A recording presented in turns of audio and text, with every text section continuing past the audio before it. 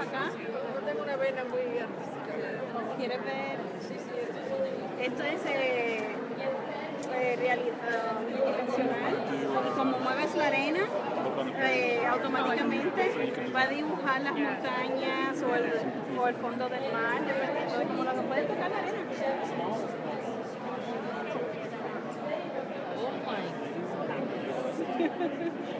Sí. Ah, sí, entonces pones la mano y es como si fuera una nube y hace que llueva. Entonces se le enseñan a los niños de los mapas topográficos y también la lluvia y cómo llega hasta el fondo del mar, hasta el mar. Eso es un programa para este aparato. No, este es un proyecto regular. El programa es un programa de computadora y utiliza el videojuego Xbox. Sé que tiene como una cámara, pues esto es la cámara del videojuego de Xbox. ¿Xbox 360? Sí. Entonces, este programa de la computadora fue desarrollado por la Universidad de California y es gratis, la gente puede entrar al website y puede bajar. Pero eso está muy chulo para los niños. Sí, para el museo. Para el museo. Mira, ellos tienen las instrucciones de cómo hacerlo para el museo. Perfecto. ¿Tiene un sitio, información del lugar? No tengo un sitio pero si buscas en Google, las instrucciones van a estar en inglés, pero si buscas en Google Augmented Reality Sandbox, este término en Google, le va a aparecer la página de la Universidad de California. Tiene donde bajar el software porque el programa es gratis. Tiene para bajarlo y te dan las instrucciones y hay videos en YouTube también que te enseñan cómo hacerlo. Perfecto, muchísimas gracias. Está buenísimo. Si lo pones así para el museo sería fenomenal. Eso lo vamos a hacer. Claro, Bueno, bienvenidos. Esta es una caja de arena, se le llama en inglés Augmented Reality Sandbox. Y entonces lo utilizamos para los niños para enseñarles sobre mapas topográficos. Puede tocar, puede con la arena, puede construir islas, montañas. Está perfecto para enseñar sobre conectividad ecológica. Porque básicamente lo que se ve es como por factores externos se puede ir perdiendo la conectividad o se puede ir aumentando la conectividad.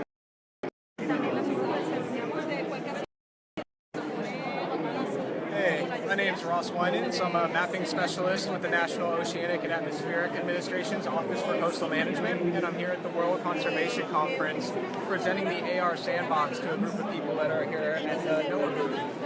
So the AR Sandbox was developed by the University of California at Davis, and it was open sourced, and we built one right here in Honolulu, Hawaii for education and outreach events. The Sandbox works off of an Xbox Connect, which I have right here to my right, which is dynamically reading the elevations of the sand beneath it and regenerating a topographic map on the fly.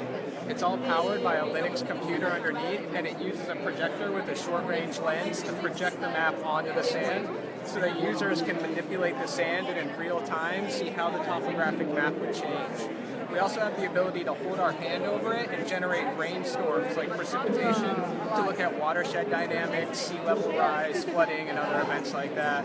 So if you'd like to take a look down at the sandbox, you can see the blue is everything that's and the red is above water, so green to high elevations.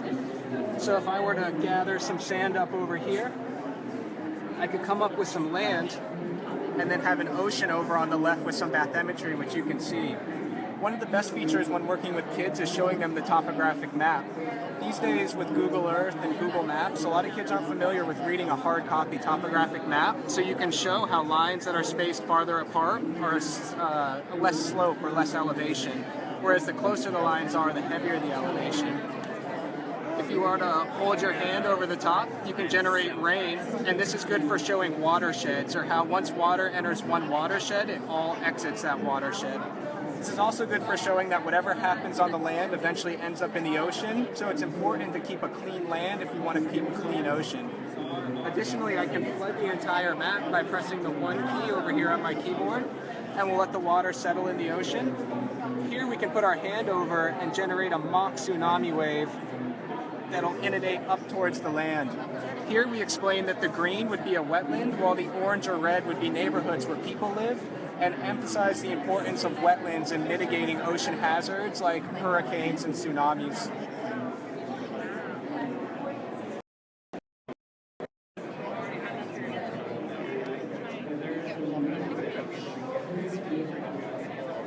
Alright, you're good at this. You're a natural. Yeah. Feel free to dive in. You don't have to be shy. You can move sand around. This is great. This is great. It's fun, right? Yeah. I could really use this type of thing for my watershed. I could use this just for relaxing it. That's what to say. Keeping the kids busy, right? Yeah, we use them at schools and stuff like that. I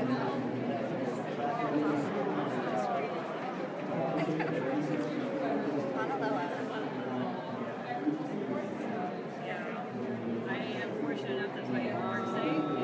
Does that create rain by like being a shadow? Is that the idea?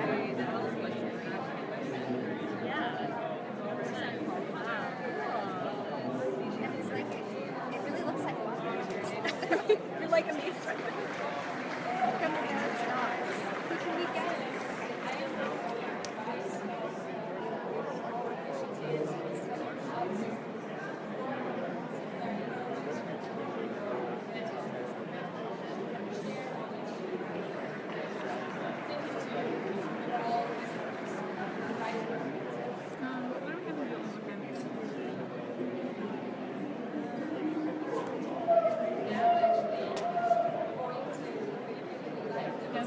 Can you do the whole spiel one more time and I'll show it louder?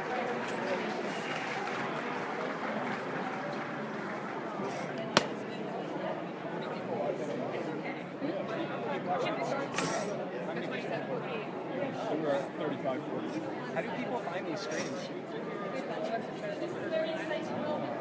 Interesting.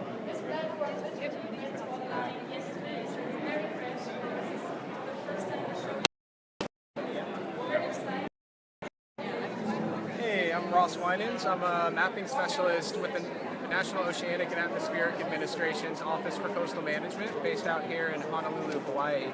Today I'm showing off the AR Sandbox, which was developed by University of California at Davis, to the group participating with us here at the World Conservation Conference in Honolulu.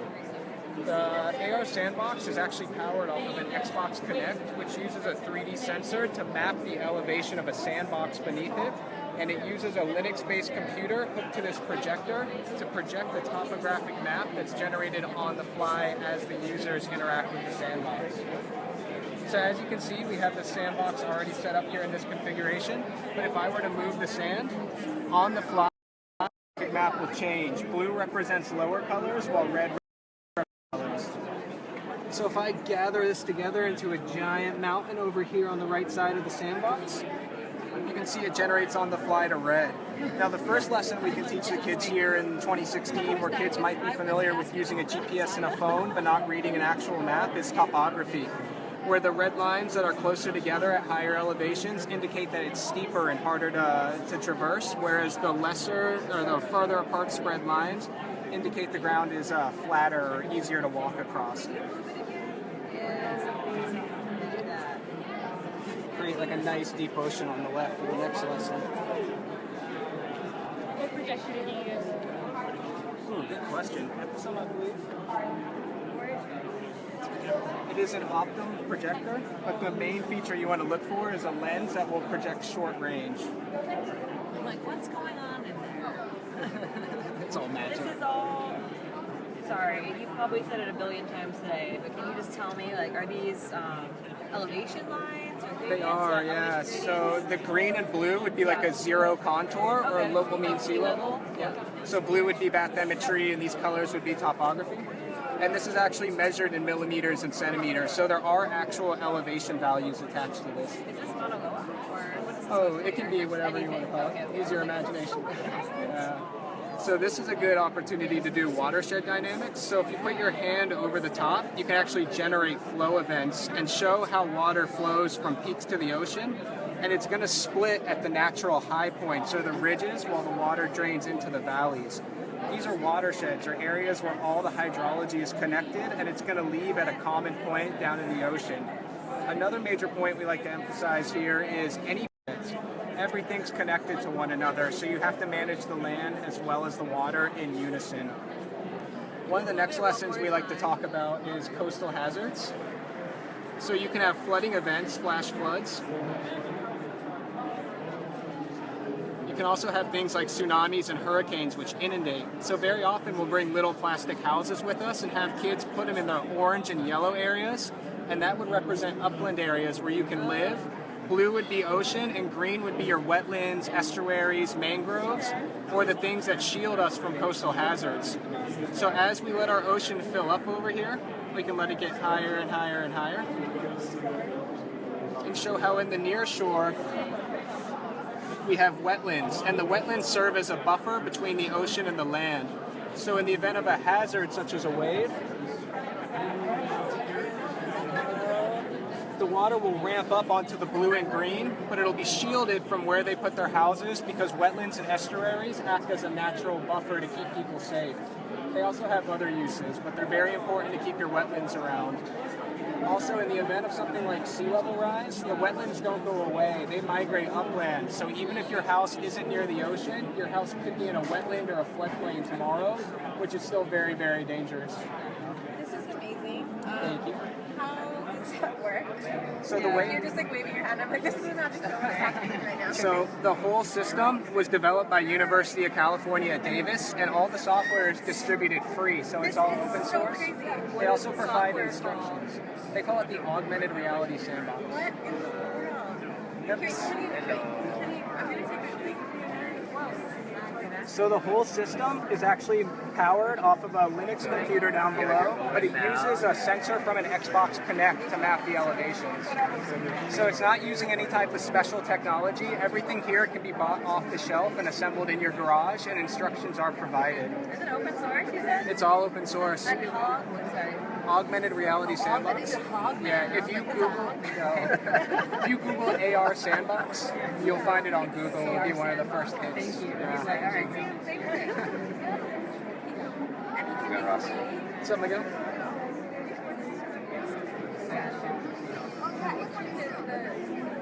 You guys don't have to be shy. You can dive right in. Everyone's like, I want to touch it. How can I? Want to jump inside and make it easier? So like I'm a high school marine science teacher. My kids would love this.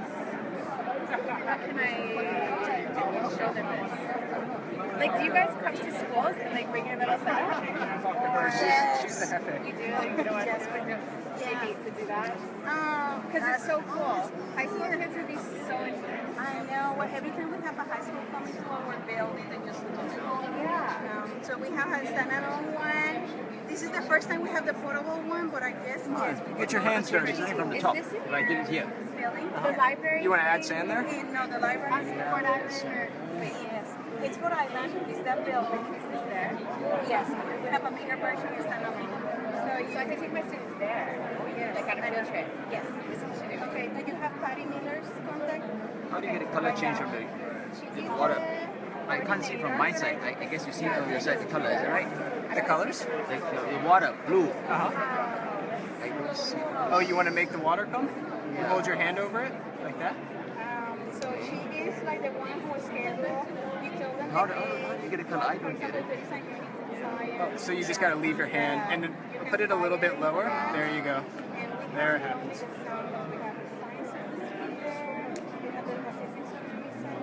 So Ross, can you tell us again one more time what you're looking at? And if you're online watching, you can ask questions too. So this is the AR sandbox, and as users manipulate the sand by moving it around and pushing it, it's actually mapping from an Xbox Connect. It's reading elevations, and on the fly, it's generating topographic maps. So here, this kind of formation is something we might refer to as a cinder cone, like a extinct volcano, similar to like what's happening on the Big Island. But you can make something that's a little bit more peaked, like something you might find on the mainland. And then you can throw ridges in, like this. And then as you generate water, you'll see the water flows different directions, breaks apart, and you formed watersheds here. And as water flows through, these watersheds will become more defined. And over time, you get ridges and valleys like you find on geologically older islands like Oahu or Kauai. So is this a program and you're just using a projector to... Yeah, there's a Linux computer underneath, and it's hooked to an Xbox Connect camera on this side. It's over here. And the Connect from the Xbox is actually doing all the reading of the elevations. So it's good for watershed lessons. I saw you, and I was like, okay, I'm going to see if you use it. Yeah, that's why you were so... Yes, that's the one for it. Yeah, there's a special lens attached to the projector up here, which is known as a short photo projector, and that's essential. So you can use various different types of projectors and then just calibrate them based on how big your sandbox is. We have one that's about twice as big, that's a permanent installation at our NOAA facility here in Honolulu. However, this is a portable model. It's designed to be boxed up into a Pelican case and carried between conferences. So it's a little bit smaller and uses a different sort of projector. But the first one we built as a prototype just used stuff we had laying around our office. So there was no special projector used there. So inspiring.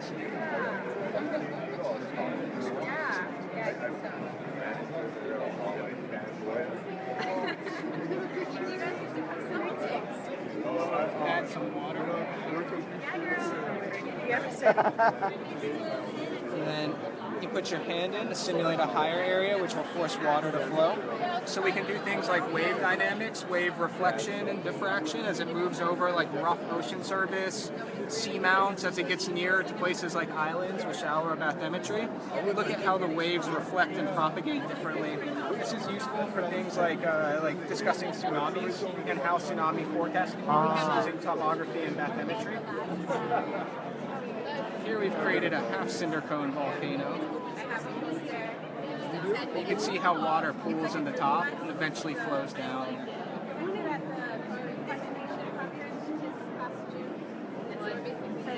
Yeah, dive in. You can create your own fountains.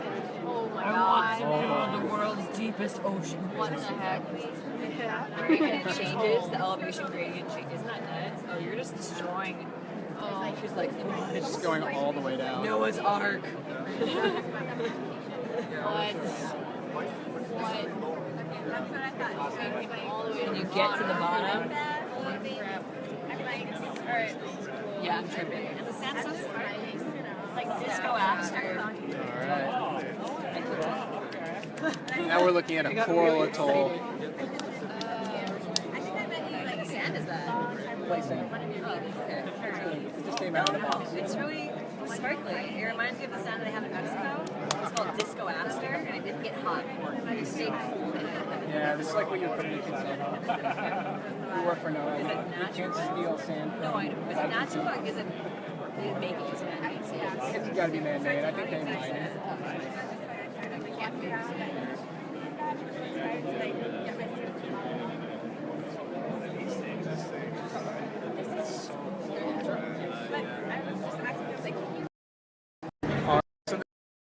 With NOAA, thanks so much for tuning in. I hope you learned a lot. If you want to learn more about the Sandbox, Google AR Sandbox and look for any links that link you to the University of California at Davis.